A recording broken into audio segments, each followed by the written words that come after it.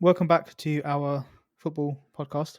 You notice I said football because we're switching away from being Manchester United focused purely. We're going to talk about the Premier League in general and I guess any other leagues that take our fancy. So I'm one of your hosts, Imti, and I've got my other host, Aline, with me.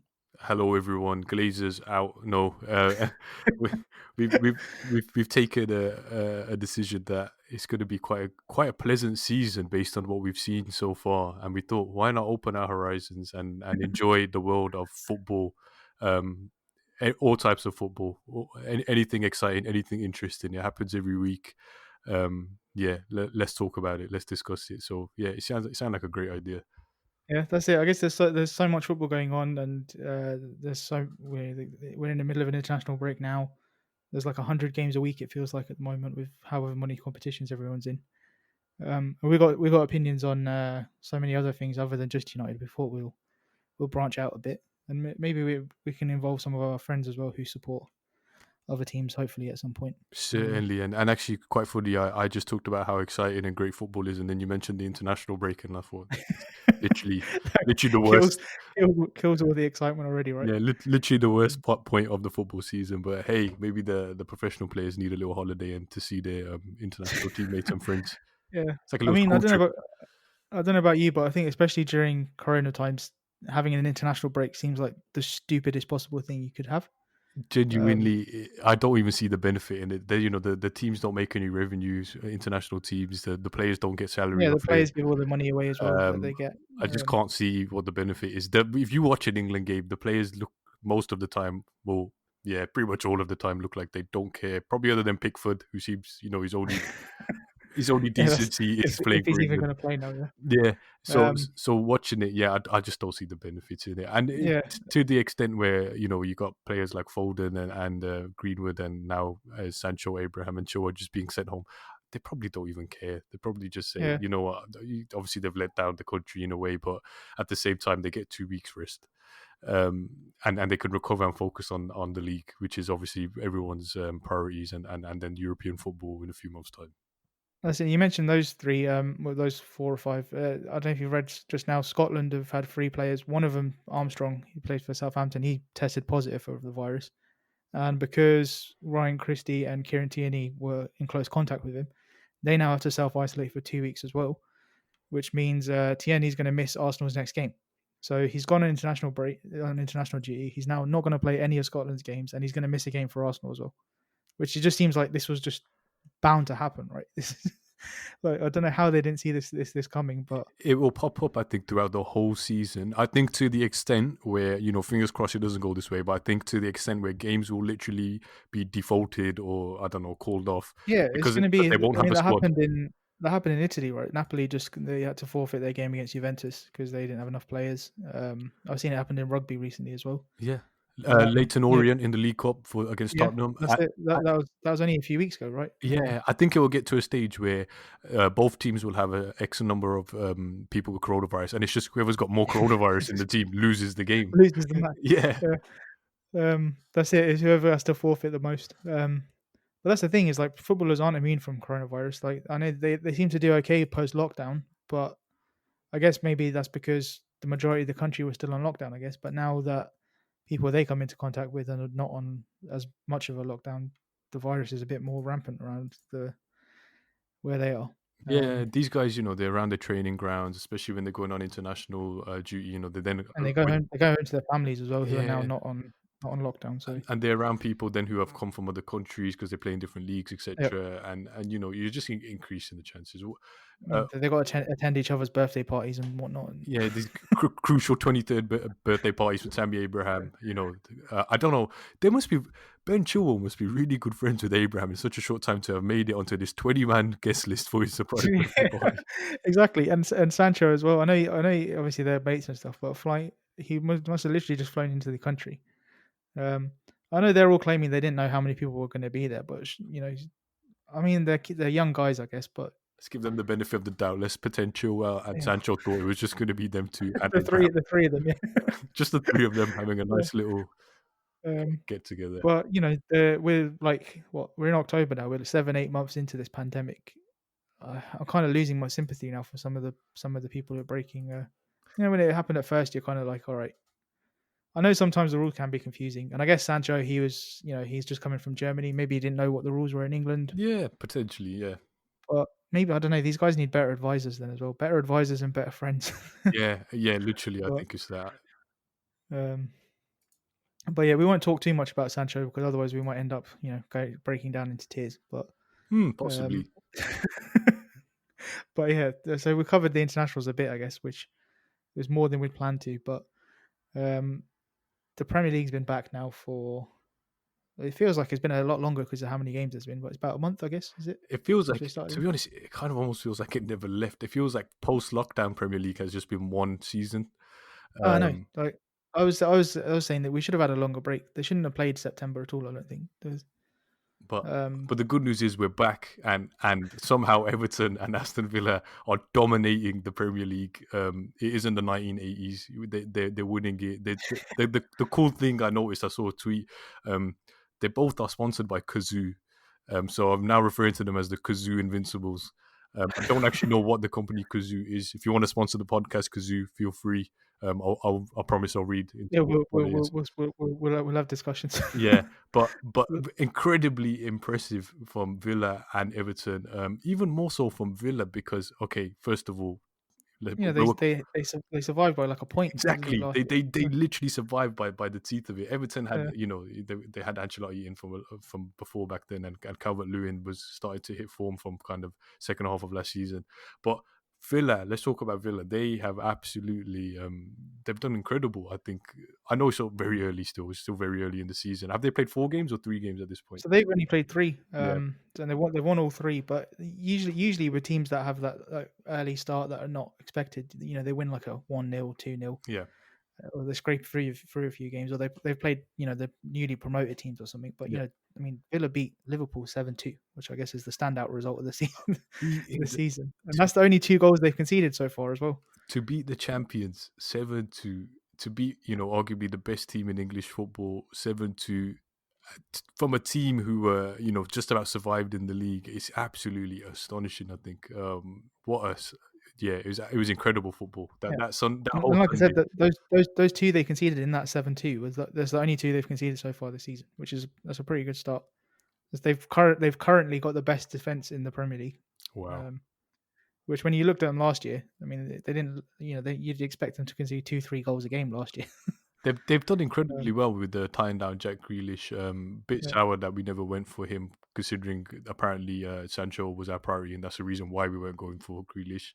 yeah, and Um, then we've not got Sancho anyway. But Yeah, but you live and you learn, Ed. And but yeah, they've just done really well. They've signed Ollie Watkins from I think, was it Brentford? Yeah, they signed him from Brentford, yeah, Brentford for 28 million. quite a big fee, but he Yeah, seems to repay them so far. he seemed. I think he got something around 25 goals last season for Brentford. So the guy can score goals.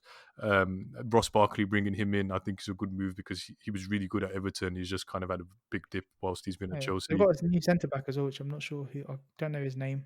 Um, And have they got a new centre back? They've got Matty Cash at right back, who had a good yeah, season last season for, I think, Nottingham Forest. And then obviously Martinez as well in goal, and he's really good. I think watching him at the end of last season for Arsenal, he was actually quite good, to the extent where I was surprised he never made it into the first team sooner. Maybe matured late in his later years, but yeah, really good look from Villa. I'm very happy being from Birmingham myself. I'm very happy. Been down Villa Park probably quite a bit. Um, so yeah, I'm very happy to see Villa doing. I want them to continue. I mean, credit to them. They had their weak areas, right? Goalkeeper, bit of defense. They needed another creative midfielder, and they needed goals. And they've gone out and they've bought they bought in the areas they needed to, which we were discussing Another before as thing, well. another thing I like with that what they did was with Samatta, they got rid of him. They sold him off. I think, I can't remember where he's gone. I think he's gone to a Turkish league, and that was a decision they made within 6 months of him being at the club. Now clearly they've seen, the guy doesn't fit. They gave him a try, it hasn't worked out. Let's move him on. They haven't held on to him. They haven't said no. We'll bring him back in, which is a really good move because last season they had Wesley and Samatta playing in strike for them. and I think Davies, who made the occasional appearance, and not pretty much neither or any of them worked well for them. So I like that, they've clearly identified weaknesses, and they've gone out there and they've made those fixes. I think any club that does that is setting themselves on a good foot. And it gives a good indication of what they're doing. I was initially surprised when Grealish signed. If I'm being honest, I thought he would have moved on, whether it be to United or maybe Arsenal, who were linked with him, or one of the other top six teams. But I, I, I'm really surprised in that he did sign, but he's had an incredible first start to the season. Him and Barkley shows a really good link up, and also he's got a few assists for Watkins as well. Yeah, In I that, think the only thing about his new contract, I mean, he signed a 5-year deal. Unless he's got a break clause in there, well, like if they get relegated or if certain things are met, you'd he's kind of assume, priced himself out of a move. I think for yeah, quite a while. you'd assume he's probably got something like that in, but who knows? Maybe something that will Yeah, come up in the papers around January or next summertime. But yeah, really yeah, good. Everton. Let's talk about Everton. Let's talk about Dominic Calvert-Lewin, DCL. yeah. Um, So he's got two hat tricks already this season, which is pretty crazy considering they've only played like 5-6 games. very crazy. For one in the cup, one in the league. I Um, I can move beyond that moment last season where he photoshopped some abs onto himself for his Instagram post. I'm not too sure why he did that, why he felt the need. You're a Premier League footballer, everyone thinks you're cool already. Um, but yeah, the guy has been incredible. I think the thing I find most annoying actually about him is I could put him in my team post lockdown for fantasy football, and he didn't score a single goal or get a single assist. So I thought this season, all right, I'm not going to have him. And since then, he's just been absolutely tearing it up again. so so this is a side note for the listeners. Now that we're not just specifically focusing on Manchester United, you'll hear us refer to our fantasy teams a lot, because last season we only ever got points from Fernandes scoring penalties from a United perspective. This season we could talk about fantasy, which Yeah, I'm really the happy rest of about, them will come into it. because you'll frequently hear my frustrations at players that I was gonna put in or I took out and they did well, i.e. Vardy, who I bought in this week and did nothing for me. But yeah, Dominic Calvert-Lewin is in my team now. I'm assuming, is he in yours?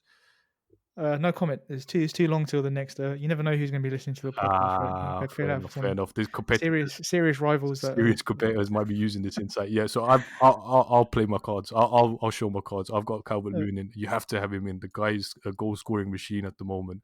I think it's, Ancelotti spoke about wanting him to be kind of his yeah, Inzaghi, one Inzaghi kind of thing. striker, Yeah, which I could potentially see it happening. The guy, he's just been very clinical. I remember that goal he got against us last season where he just closed down De Gea, and yeah. got the rebound. And I think a striker that does that kind of selfless running and stuff, you're just gonna make chances for yourself. You're gonna put yourself in the right position. You're gonna get goals, whether it be tap-ins or headers. Or whatever. You're just putting yourself in the right position. Quite That's the thing. We discussed it last season. I can't remember who we were talking about, but we were saying about um, it's a bit of like a right place, right time yeah. striker. I But think you were speaking that's about not which is Ighalo last season. yeah, maybe it's about Agallo, but that's not a bad thing. Like if it was so easy, everyone would be doing it, right? Exactly, Um, exactly. It's something that takes a skill, but yeah, very happy to see Everton doing well. Purely, obviously, because I do have a rivalry with Liverpool, so for me to see their rivals doing well brings me. yeah. I mean, credit to Liverpool, they won the league and everything, right? But I mean, it would be kind of fun for us to see if, I love it. let's say Everton win the league this year, then by the time fans are allowed back in, back in the stadiums, if Everton were champions rather than Liverpool, that would kind of soften the blow a little bit, I guess. And you've seen James Rodriguez lift the Premier League. He's had a terrific start. Him, Doucouré, Allen. Yeah, Um, it's strange. I mean, he obviously had a very good World Cup. Was it 2010? Was it that long ago? I think it was 2010, Brazil or was it 14. 2014 Yeah, maybe? But since then, his career's kind of, I wouldn't say stalled because obviously he won a lot at Madrid, but he never really, he was never a key player really there. I yeah, think he never tore it up like people expected him to. no. Um, I mean, whether that was because Ancelotti got sacked quite early into his career there. Yeah. He never really had the backing of Zidane, etc. After that, He was quite um, successful at Monaco and Porto, so maybe he's the kind of player that just stands out really well when you stick him in kind of a mid-table type team. Maybe he's that sort, maybe yeah, and it doesn't do terrifically well in kind of the spotlight that you'd get at Madrid and Bayern and those types of teams. But yeah, yeah. happy for him. But either way, I mean, he started well and he looks good value. I think they paid around 20 million or something for him. What are your views so far, MT, on kind of our kind of rivals, Arsenal, City, Liverpool? Are those our rivals at the moment? I thought our rivals are more like West Brom, Burnley. Sheffield, Salford. Um, yes, Fulham. Those kind of teams. No, I mean Arsenal have had a better start than I expected. Um, Arsenal are doing that annoying thing where they're getting results under the yeah, radar. they still don't seem to be playing particularly well, No, and they don't. Aubameyang's form's kind of dried up a little bit, and they're still conceding a lot. I mean, which is nice to see. So they, um, Aubameyang, another member of the infamous Rio Ferdinand. Rio Ferdinand is the name of my fantasy league team. I was very right, uncreative, right? Member of the Rio Ferdinand fantasy team, and no. he's on the brink of being transferred out because he's a very poor start to the season. It costs a lot of Well, money. so he's done the classic Arsenal superstar kind of thing, right, where they absolutely go on fire when their contract's coming to an end, like Özil did. I don't know if you remember when his Yeah, contract I was remember he coming up. became unreal for a few months. I Yeah, remember.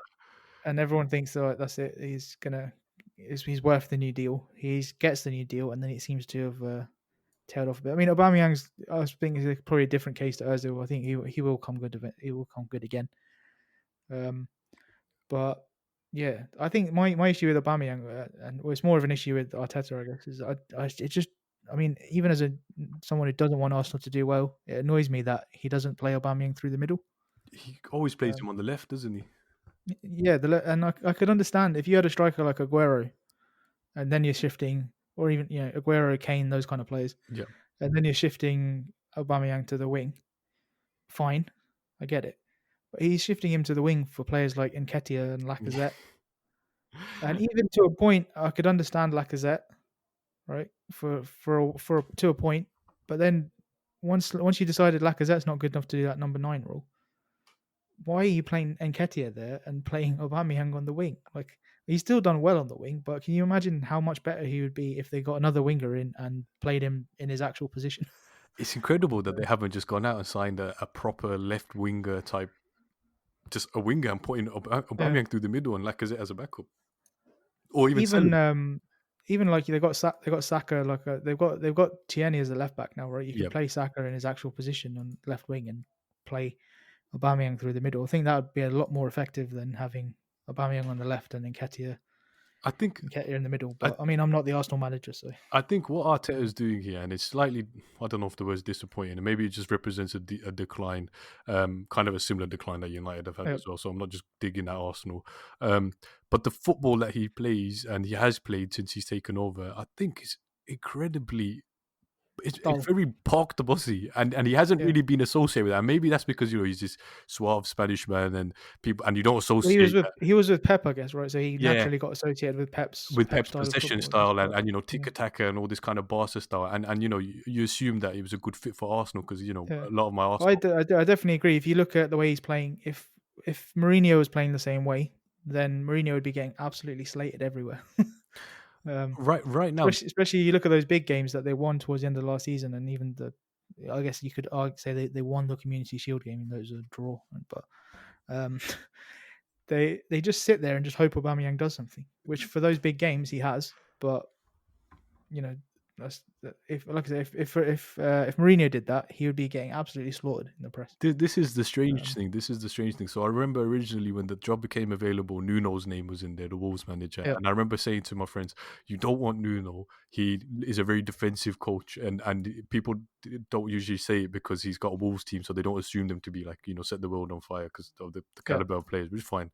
Um, but since Arteta's come in, he plays five at the back, for example, against West Ham, yeah, and for me, like I know Ole did it as well in the big games. Ole tended to do it in the big games, like if we were playing Liverpool or yeah. Chelsea, etc. One of the big teams, because we need that reinforcement at the back. And And then you want to be adaptable as well to play yeah, but whatever suits the opposition, but basically. one thing I'm glad about is, as far as I'm aware, I don't think Solskjaer's ever done that against a kind of a traditional team that finishes probably around mid-table and below.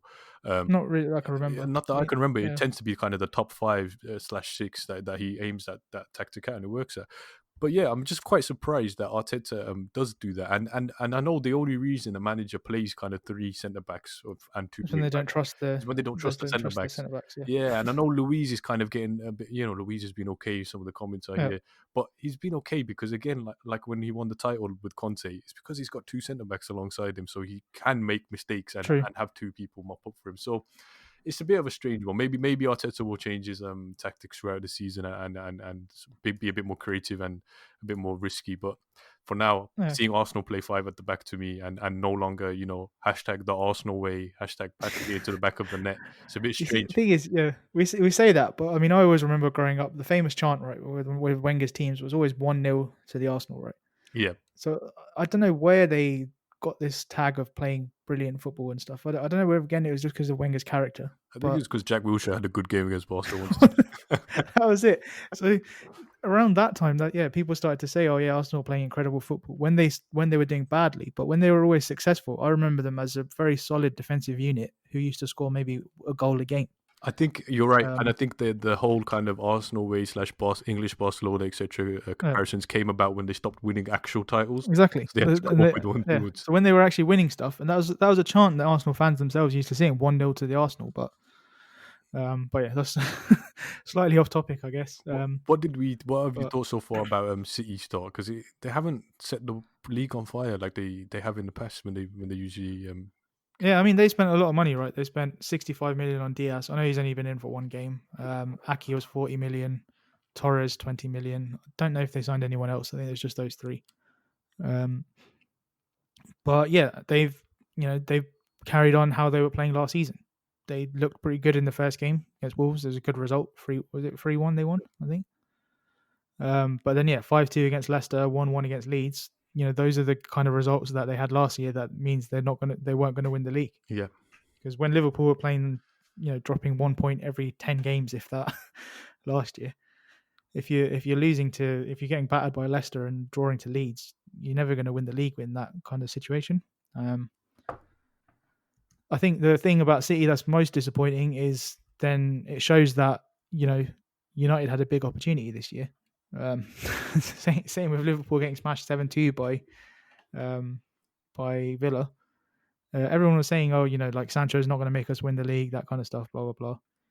And even without Sancho, like our start's been poor. But it shows the opportunity was there. I mean, we were 20, 30 points off of them last year, yeah. but you've seen how they both started this year. It was always going to be a strange season. So if we actually had our act together, we could have. Well, I mean, obviously it's not over. It's not over yet. We've only played 3 games, but we've already got a 9-point deficit to claw back to Everton. What do you think? Six, What do you think? Top 4, 6. What do you think is going to look like? Let's say probably 6 months from now.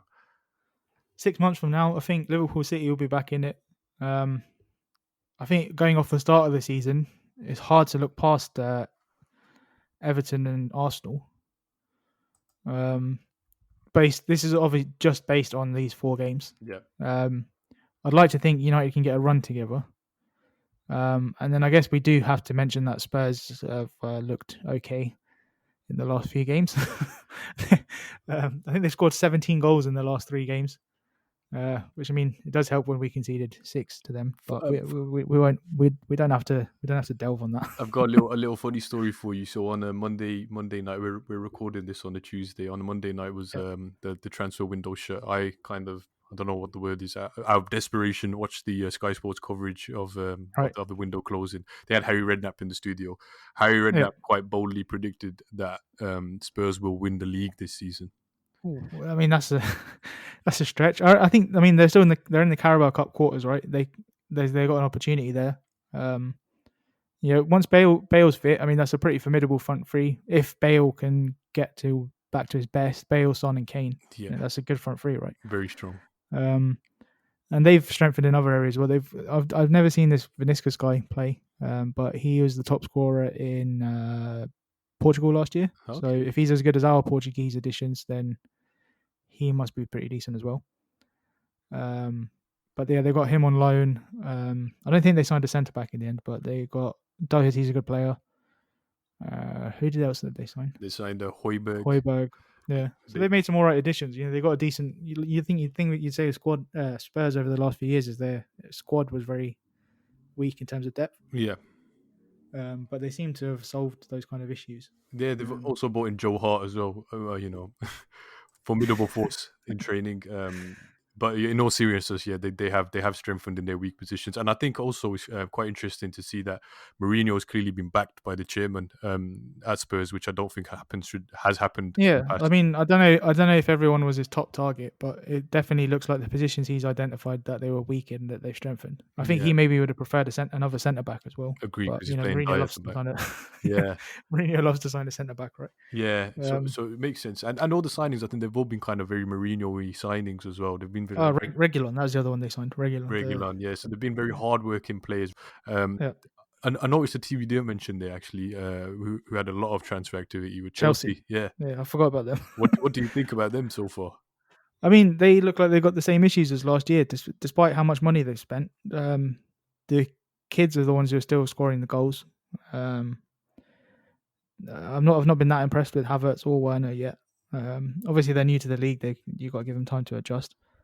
Um, but their defense still looks shaky. And I know they've signed Mendy, but they've not said he's going to be number one straight away. But if Kepa's still their keeper, they're going to have issues.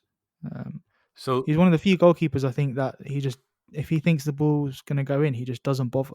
It's really strange. He just stands there and watches the ball go in. And he you want to see a bit of effort from it, even if he doesn't save it. You want to see him go for it, right? it's been a strange one Um, for him because I think since he's come in, first season he had a really good season. Last season he had that weird season. I can't remember which season it was when he told Sarri he's not coming off. I think that was his first season. that was the first. That was the first season, and even then, I mean, he didn't set the place on fire, right? He had mistakes in him. Yeah. So I think the last game that they played, who did Chelsea play on the weekend? Remind me. It's gone out of my mind. They beat someone. I know that. I haven't got a clue. They had their 3-3 of West Brom the week before, and this week, Was it I've 4-0 completely. Palace? So they beat That's Palace it. 4-0, Yeah. so they kept a clean sheet. They had Mendy in goals for that game. And Oh, he is looked he? Did decent. he? He's made his debut. Yeah, he made I his didn't know debut. that. Him and Chilwell made their debuts in that game. Chilwell got, I think, a goal and an assist in He that game. scored. Yeah. So, yeah. So I think maybe the team is taking a bit of time to get together. You would expect that with how many signings they've bought, and these are kind of first team signings as well. Werner so far, I kind of tipped him to be a little bit, bit of a hot striker this season. I, Yeah. I I stuck Yeah. I mean, I had him in my fantasy team yeah, I from the put him in, start, I put him but in from week one, and I put him in from week one purely based on the fact that he got 28 goals last year in 34 games in the German league, which is very impressive. And he's consistently got a high number of goals over the seasons he's played for Leipzig. So I thought this, and he had a long rest as well because he left Leipzig before the Champions League games, so yeah, he had a lot of time to refresh. yeah, he sacrificed a bit of a strange one, but yeah, he sacrificed Leipzig's semi final and quarter final because he just didn't fancy it. And also I watched a video of him on YouTube in Chelsea training, and he looked really good. So I thought, yeah, this is gonna be my striker. So far I think he's only got a goal, and I think, don't correct me if I'm wrong, I think that goal's in the League Cup. I Yeah, don't know if it was he a scored pretty a decent. Premier It League. was a decent finish, to Yeah, be it was a fair. good But finish. It was a good finish. So maybe he'll take his time. Possibly the curse of Chelsea striker struck strikes again. I don't know if he's wearing the number 9. No, Abraham's wearing the number 9. I was going no, to I say, think Abraham signed it. but yeah, maybe the curse of being a Chelsea striker is going to strike again, and maybe Liverpool potentially dodged a bullet because he was highly linked with Liverpool as well. Um, I mean, I still think he'd be an upgrade on Firmino, but that's a different conversation, I guess. so for, um, for me, I think my top four, let's say 6 months. So I'm calling it the kind of halfway point. I'm not too sure yeah, what point it will be at this point because the Premier League fixtures are weird this season. But yeah, I'm thinking definitely Liverpool. Unfortunately, yeah. um, probably Chelsea, probably Leicester, and I think probably Everton. Um, There's no City. You're not having City in the top four.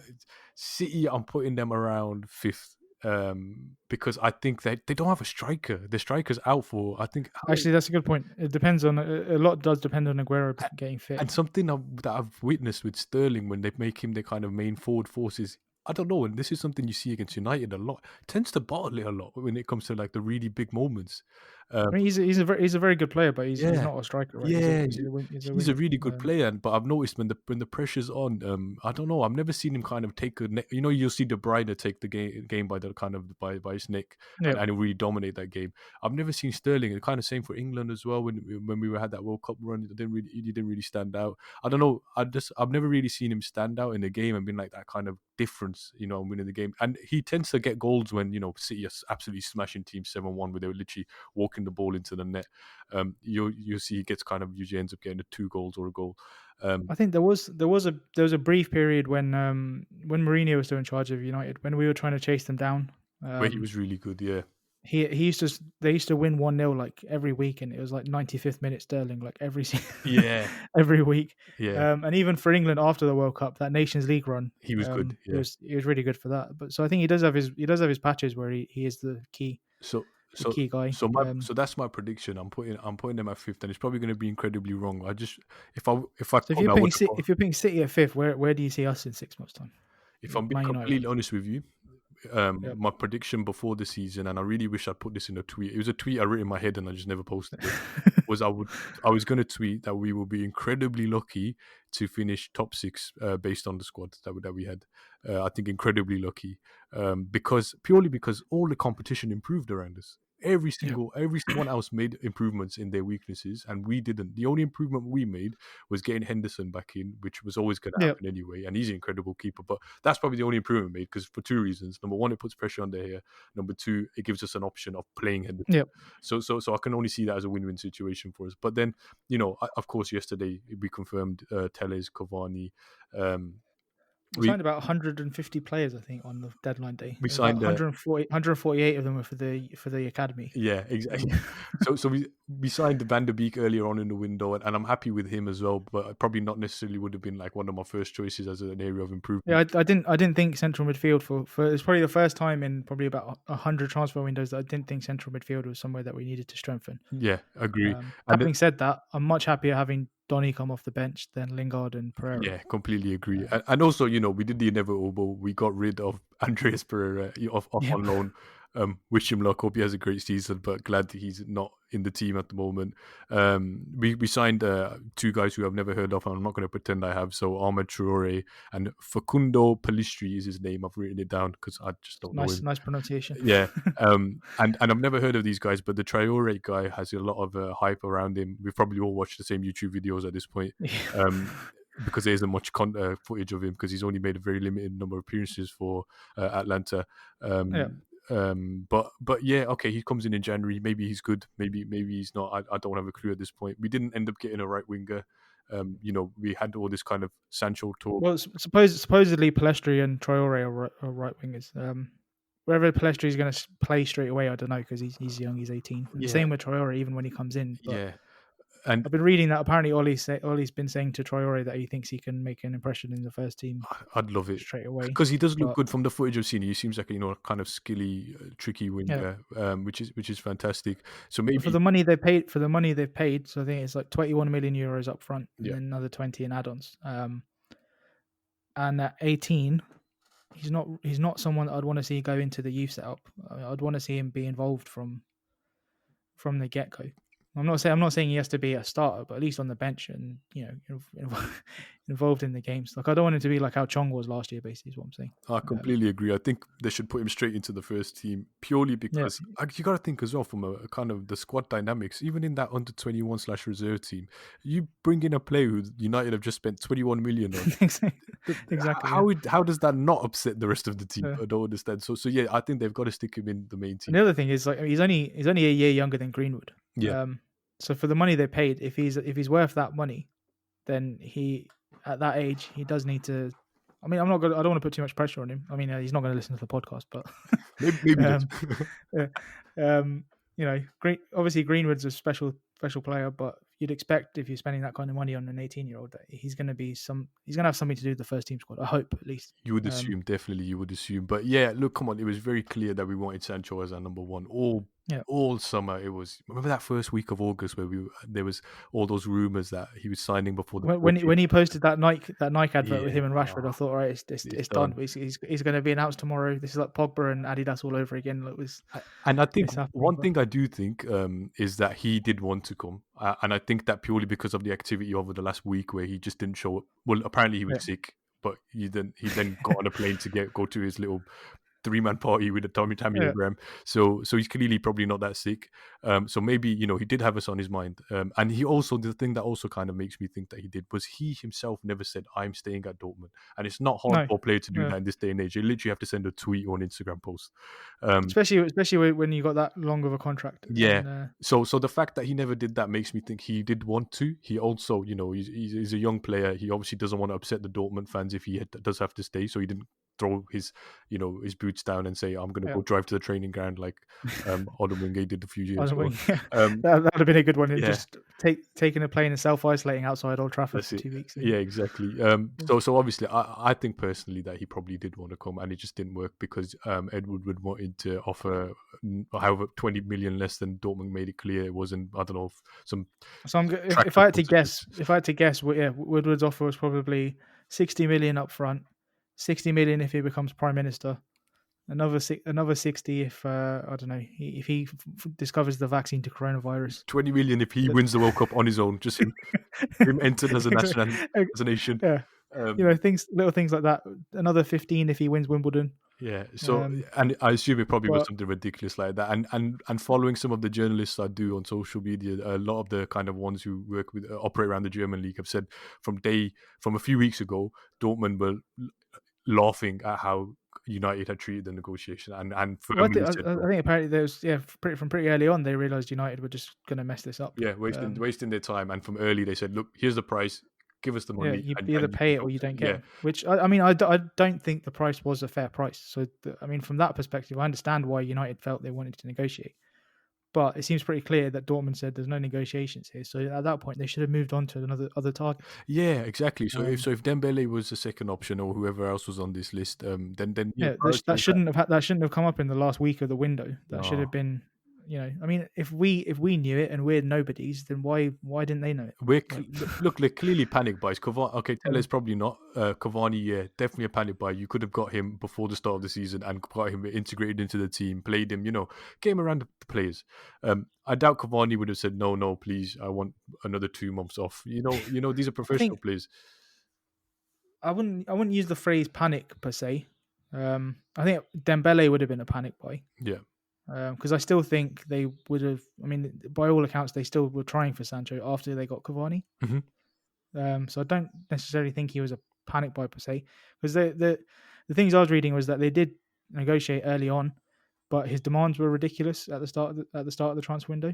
Um, whereas now, towards the end of the window, his options are obviously less because everyone's saying we're not giving into the demands, so Has, that his demands are now more reasonable now. has there But been any information on what his salary is? I don't know. I haven't seen anything. well, the BBC article said that it fits United's pay structure, whatever that means. So it means he's not on more than De Gea or Pogba, I guess. So it gives. Yeah, so Um, you'd assume he's probably so on around you 200 you to got you got 250 an a up month. you got an upper limit there, Yeah. but Okay. there's no. That's according to the BBC article, Yeah. which they made it very clear. So obviously United have leaked that, like they've said that in their statement to the BBC, I think, because The, that was in the article from the The get go. the only thing that worries me is I don't have the quote in front of me. I wish I did because it would sound funny if I read it. But the quote was his agent came out to say when Atletico accused his agent of kind of being a leech and all that kind of stuff. The Yeah. quote was if we cared about the money, he would go to United or Chelsea. Um, Oh, did his agent say that? I think his I agent thought. said it. Okay. And obviously now he's ended up at United. Look, long story short, I like him.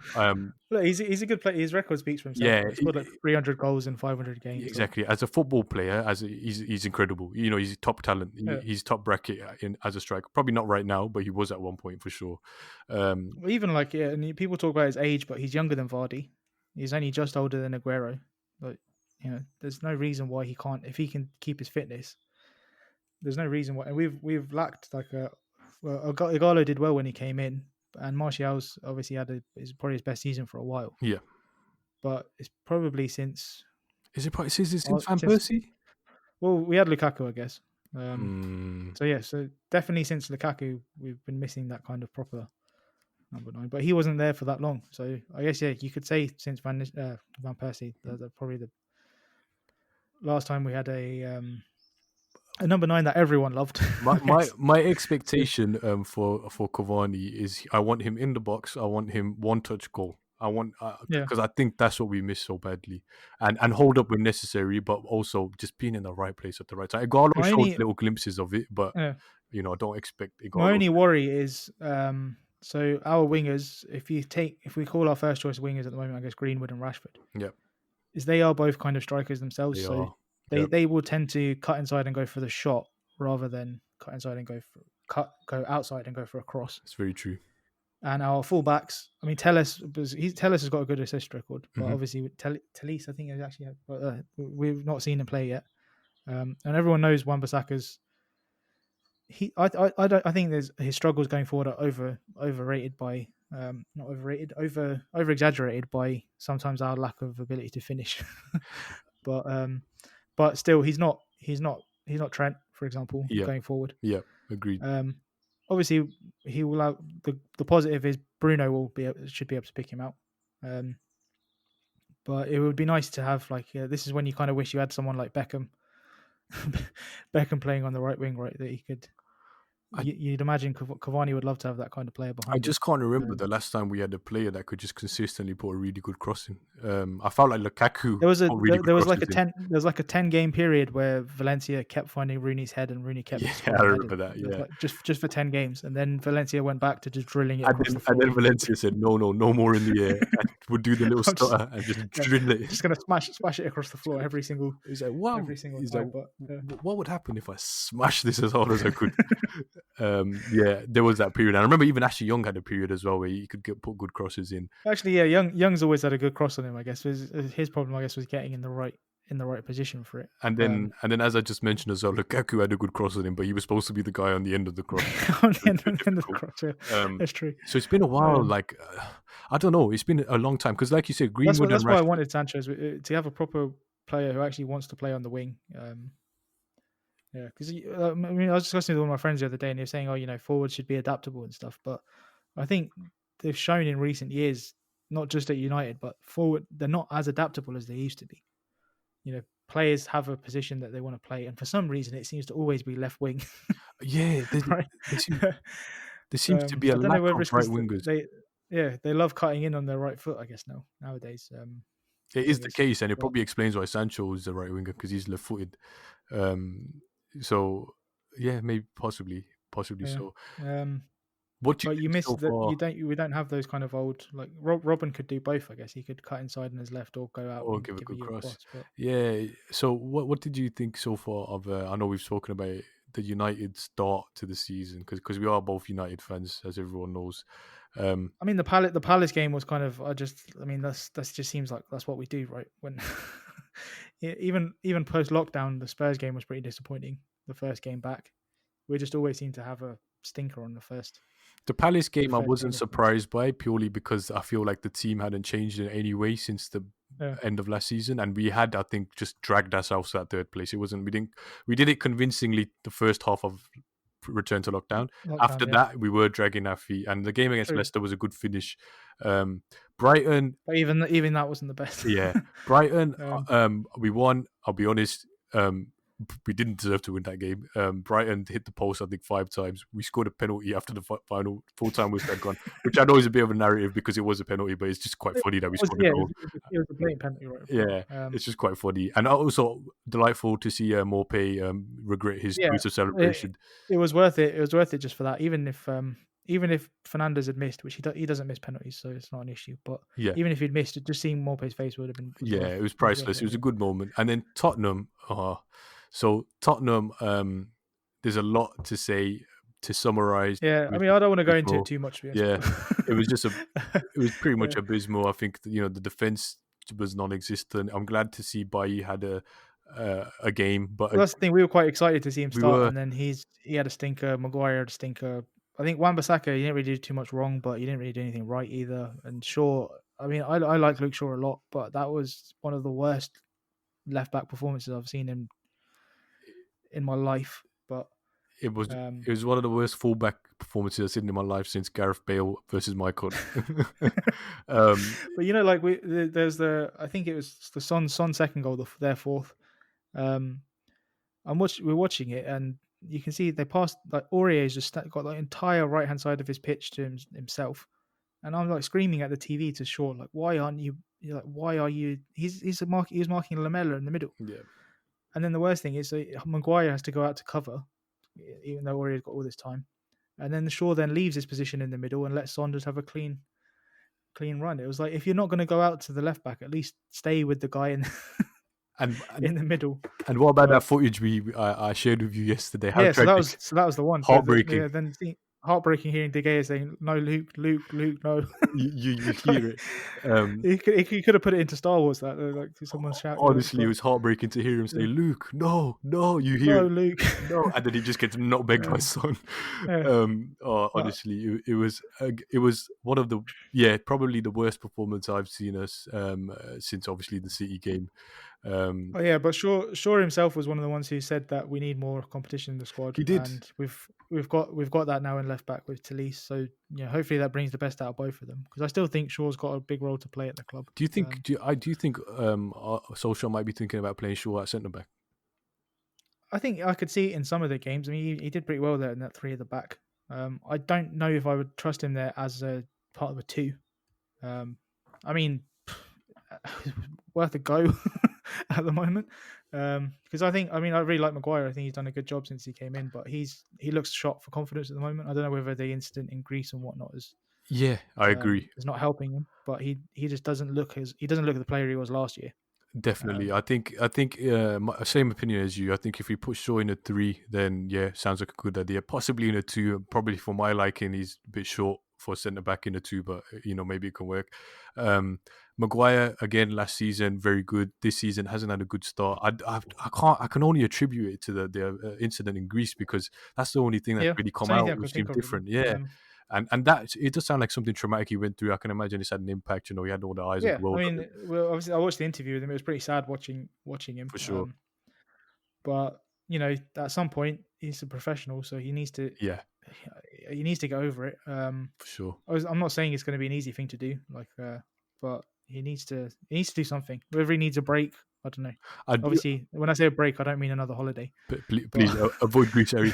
Um, but maybe if he just needs some time away from the game, maybe I don't know, a couple of weeks. Like the international break would have been perfect. But unfortunately, he's off on England duty. But if he could have had a couple of weeks just to get away from things, I do think he I think that would have he been should nice. remain captain. So a lot of the tweets I see, I think I really Yeah, follow the I wrong have no account. issue with that, with him being Yeah, captain they personally. were saying he should be dropped because there was a bit of footage of him not being aggressive to the referee, and But even that is misleading. yeah, it If is you watch it for sure. properly, then Yeah, you know, the whole kind of clip shows that he does inquire, and he isn't. I don't know why, but our fans really want him to be screaming in the referee's face, and I think if they just miss Roy Keane, I guess, for that. yeah, and I think But what, fair enough. He's being himself, and apparently yeah, off the pitch, and he does a lot. I've seen that he does a lot for the squad in terms yeah. of I team mean, morale and all that kind of stuff. I've got no issues with him being captain personally, Yeah, but I think for now he's our best fit for now, based on the kind of the players we have and all that kind of stuff. Um, Special shout out to Patrice Evra for his post match on Sky Sports. That was the most entertaining thing I've probably seen in a while. I really genuinely felt his pain, and obviously I do think sometimes he goes a bit overboard. I But think he does. Yeah, I think he's a bit this this emotive. this Um, time, I think him saying, "Yeah, I want to cancel my contract with Sky." That's kind of how I felt. Like I was like, "Why am I paying to watch this?" yeah, and him saying that So, someone in the club, and I love how he kind of first said, "I'm not a violent man, but yeah, someone at the but club needs a uh, slap." that's it. He was like, I don't promote the violence, Yeah. but everyone there needs a slap." Yeah, and my favorite part as well was you could see Souness obviously having the time of his life, Yeah, so it and was nice to have him brought back down to earth with Liverpool's it result, was right? absolutely beautiful to see him brought back down to earth, and also Liverpool's loss really took away the spotlight from our loss, which I was really glad about, Well, because that's the thing is most of the banter per se would probably have come from Liverpool fans, right? So exactly. having their result straight after is definitely But what I love as well is any kind of pundit who might have offered an explanation as to why we were so terrible. You could literally respond, "Yeah, but the champions of England just done something worse, and they had exactly. 7 men." That's the thing. So with us, like we had people like suggesting that this defense is horrendous, blah blah blah. These are terrible players. They shouldn't be playing for Man United. But no one was saying that about Van Dijk, etc. being I guess maybe they've had a higher ceiling recently, but yeah, just and because it's you have one absolute stinker doesn't mean you're a exactly. terrible It, player. it really highlights that football is a very much on the day thing. Yeah, form Yeah, comes into it as well, but there's a certain yeah. factor, Anything can happen. Mate. and I guess that's the whole beauty of the game. Are you this weekend? I say this weekend, next round of fixtures, which is in 2 weeks' time. Yeah, Um, excited upcoming fixtures. So one of the ones I've pulled out, Everton, Liverpool Everton would be versus good. I think Liverpool, that'd will be be a terrific game. top of the table clash, I guess. Yeah, to see Everton versus Liverpool, I think that will be a really good game. I'm really hoping, That's their first proper test, I guess, isn't it? definitely. And then we've got City versus Arsenal coming up. Kind of the battle of Pep and Arteta, ex ex. Yeah, I mean, City always tend to do well against Arsenal, so maybe that'll be a return for form for them. Exactly There's a that. chance for us to claw back some points. Yeah, ideally you'd hope that they kind of draw these games. You just hope that every single fixture I'm just about to mention is a draw because it gives us some kind of hope of clawing back points. Probably not going to happen, especially with the way who the have we, Premier who League. have we, who have we got? We've got Newcastle. We have Newcastle Newcastle. away. Yeah. So I've heard that Cavani might not be able to play because he has to isolate, which is a big bummer. So is he Um, COVID positive or is he just been in contact well, with? it's just because he was in France, and the rules at the government rules at the moment are 2 weeks when you come from France. So, assuming even if he arrived today, he's then not available till the 21st. So I can tell you who probably the happiest person in Manchester is right now, and that is Uncle Odion because it sounds like he'll Yeah, get a start. he's in line for a start, right? Martial's out, Cavani's potentially out, and Cavani might miss the PSG game as well, which is a shame. That would be Um, terrible because I'm really looking forward to him playing against his yeah, I old think he man. would have been very, very, very, very motivated for that. But I mean, this is a slightly different issue, but this does raise the question, right? So the government guidance at the moment is if you've been in Paris, you have to isolate for 2 weeks. Yep. Our entire squad and coaches are going to go to Paris for a football match. It's a good And point. Are we exempt? well, so I did hear there's an exemption for elite athletes as long as you're in part of a bubble. But I mean, where does the bubble start? Like, is the bubble all the way from the how are they going to get protected at the airport? That kind of stuff. I've just got It's a complicated one. this image of the squad being placed in one of those Zor balls, being Just transported, rolled, rolled to rolled Paris. from the airport to the hotel and stuff. Maybe that's the solution. I don't know, but Yeah. that's something to keep. That's something to keep an eye on. I kind of think like we were saying with the internationals. The international should have been postponed to the end of the season. I think, and Of course, maybe definitely. the European competitions as well. I really liked the sort of one leg knockouts that the Champions League and Europa League came into in neutral arenas as well. It kind of felt like a World Cup kind of. It was incredibly exciting, wasn't it? Yeah, I actually quite enjoyed that format as well. I think we ended up getting a lot better games than when you look at like how Atletico played against Liverpool, for example, Yeah, defending for 180 minutes basically. yeah, and um, generally speaking as well, the first legs they're just not very exciting affairs yeah, because that's there's it. a whole another 90 minutes to go, so anything can happen. Yeah, basically most teams, especially if it's big teams playing each other, they just don't want to be out of the game by the second leg. Yeah, So as long as they're still in it, they'll back themselves. But I think it probably whereas at least with the first leg, it gave us some pretty exciting games. maybe a possible solution once even once the fans are allowed back in is to just move it to neutral venues, one game, one leg. Probably, I would definitely say like maybe like quarterfinals onwards. You just group that's the last eight, I guess, isn't it? yeah, You group the 8 teams together in a neutral location. yeah, The only thing I guess then is it does make it harder for the fans to get there. yeah, Um, true. but it could help spread football if you go to some random places and play the Champions League. Yeah, Champions League You final. still get the hardcore fans would turn up still, Yeah, exactly. No, and you could expand the audience a bit as well. So I think it'd be pretty interesting. do you think But yeah. Villa will continue their undefeated run? They've got a game against Leicester, the last game. Of the It's got to give at some point, right? I guess Leicester. I know they just got beat by West Ham, but yeah, I'm not sure. I'm not sure on that one. I'll call that one as a draw. Maybe I'm going to back Villa here on this one just because yeah. I'm going to stick to my old roots and say Ollie Watkins will probably get a couple. Um, I shouldn't say that because Vardy is in my FPL team, so I should really want him to score. Well, you can score. You can score in a defeat, I guess, right? Yeah. Well, if anyone, if anyone wants their team to win, just let me know and I'll put their players in my team, and that will ensure they will get no points. No points. just give me a shout, and yes, no problem. Yeah, I'm planning on putting the entire Liverpool team in my team. I'm going to make about seven teams and just cover all of our rivals Yeah, off in it. But I'm gonna put my whatever. forwards Callum Wilson and Andy Carroll, just, just to make sure they don't score. I'll do a -4 points for that. Yeah, just to take one for the team. Yeah, for sure. But yeah, I think it's been a good return for us. We covered most things, and yeah, this gives us more to talk about, I guess, now that we're more general. But yeah, so we've covered a lot. So yeah, we'll be back. I don't know if actually it'll probably be another while of a break because I don't think we're going to do anything during the international break. Unless something incredibly exciting happens. Yeah, unless I suppose the transfer window for domestic transfers are still open till the 16th. So unless if something crazy happens, maybe we'll do another another episode. For sure. But yeah, so if you enjoyed listening to us, we've kept our name the same. We never mentioned that, I guess. But if you're listening to it, you already know the name, so it's still gonna be Never Ignored. So we're never ignored on Twitter, never ignored on Instagram, and never ignored on Facebook. So if you enjoyed it, you can leave us a review on Apple Podcasts or Spotify. We'll see you next time. Goodbye.